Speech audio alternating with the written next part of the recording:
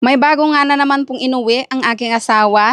Ito daw po ay isang shell, pero hindi mukhang shell. First time ko pong makakita at magluluto nito.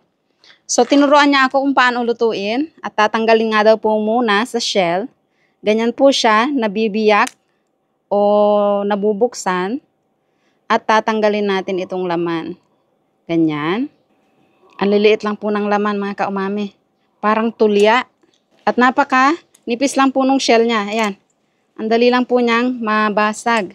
So nahugasan na po natin at ganyan na lang po yung itsura niya. Para po siyang talaba. Ganun siya kalambot pero pahaba. Ito naman po yung rekado na gagamitin. Ito po ay hiniwa na lady finger root. Kung hindi po kayo familiar, para po siyang or mukha siyang luya na parang mga daliri. Meron tayong sili, hilaw na paminta, dahon ng kaffir, at itong pea eggplant. Magigisa po tayo ng bawang, sili,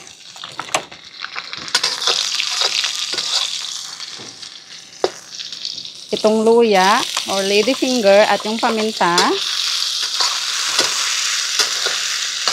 Sunod natin ang kaffir.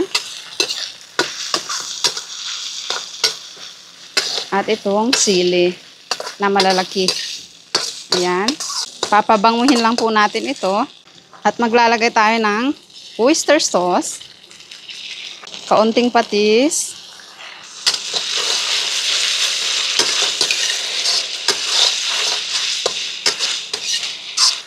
Konting asukal.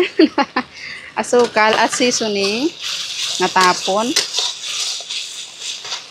Dito ay nilakasan ko na po ang apoy dahil yung ating shell ay kailangan mabilis lang lutuin.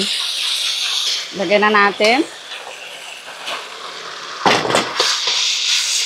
At hindi daw po natin ito dapat i-overcook. Ilalagay na po natin yung pea eggplant at basil. Konting halo na lang. Pwede na nating hanguin. Sinagtubig na po siya.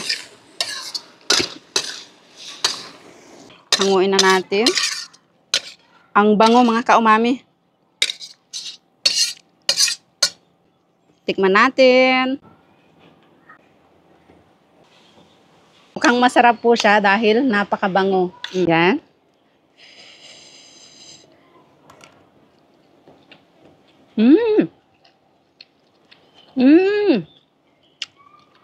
Masarap po siya. Parang mga tahong din na may pagka-oyster at ang sarap po ng mga herbs na inilalagay nila dito sa kanilang mga stir-fry na seafood. Ang sarap. Ang bango-bango nung lady finger. Green paminta, lagi nyo itong nakikita na hindi ko kinakain dahil sobrang anghang. Kahit na maaanghang na yung mga pagkain, ay meron pa rin ganito. Pero ngayon ay papakita ko sa inyo. Na, kaya ko rin naman kainin. Pero, mahirap dahil ang anghang. Plus may sili pa.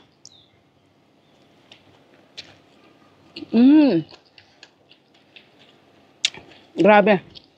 Parang uusok ang tenga.